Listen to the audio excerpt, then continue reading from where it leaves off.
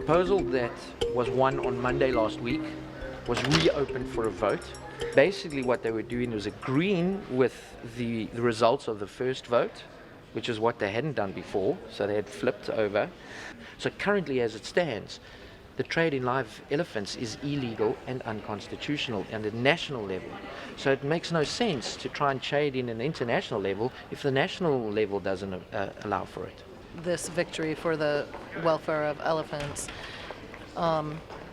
either way, this was not a constitutional move on the Zimbabwe government's part anyway to propose this trade without the people knowing. Yeah, I mean, that was a really interesting thing. I mean, here we are debating the international trade, but as it stands, it's illegal and unconstitutional to trade in live elephants in Zimbabwe.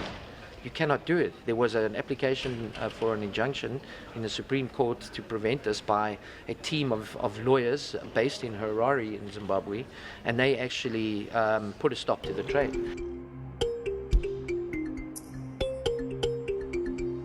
Okay, we came to CITES mainly because of the proposals. We read the proposals by Zimbabwe, Namibia, and all the Kaiser countries and what they were saying, and we thought it was just simply outrageous.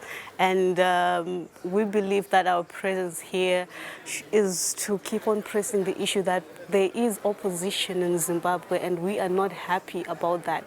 And what we are here to achieve is we're here to tell the world that don't be fooled, not all of Zimbabwe is happy about the elephant issue, and we are here to make sure that the world knows what we stand for, and that maybe a message is sent to CITES, the Secretariat, and that they can help us in that issue. And so we initially started with a simple request for information, whereby we wrote a letter to the Zimbabwe Parks and Wildlife Management Authority, which is the responsible wildlife management board. So when we felt that they were not responding to our letters, we then decided to take it a step up in partnership with other fraternal environmental organizations, and we decided to embark on first a parliamentary petition, which is still before the Parliament of Zimbabwe, and then we also embarked on a court application, which is also undergoing, which is currently being processed in the High Court of Zimbabwe. Before, it was normally an issue of they try to pull the racism card, like, it's just white activists making noise about our elephants, please leave our elephants alone.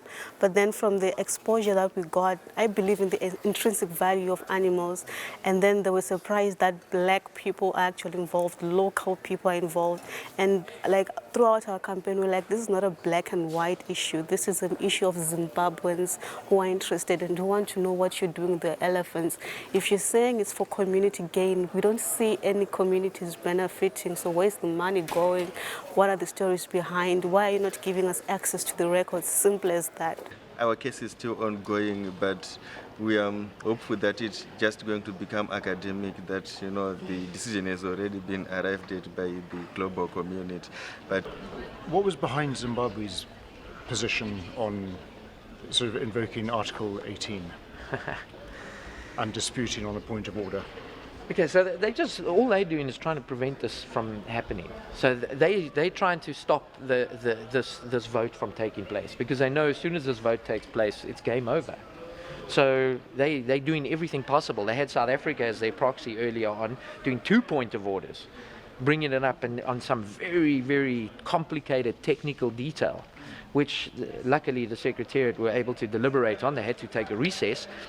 And then they came back and said, right, no, actually, this is how it is. We do have to take a vote under CITES regulations.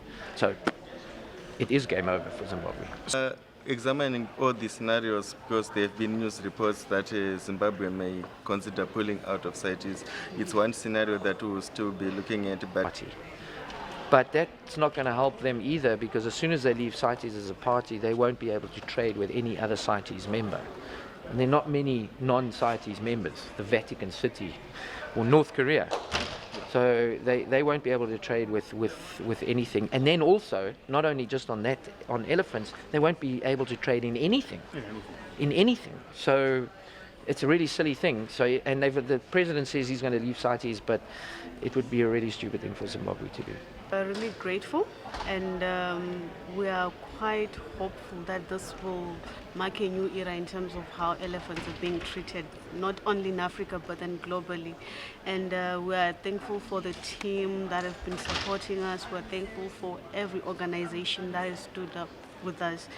I mean, the big question is what happens to the captured elephants right now? I mean, can we put them back into the wild? The EU think that that's not possible. But in actual fact, it is possible. It has been done on numerous occasions. There's, in Zimbabwe, as it stands right away, there is an organization that does exactly that. It takes orphaned elephants and it rehabilitates them into the wild, and it does it very, very successfully. So there's absolutely no worries about putting these elephants back into the wild. Can be done, has been done before, certainly can be done again.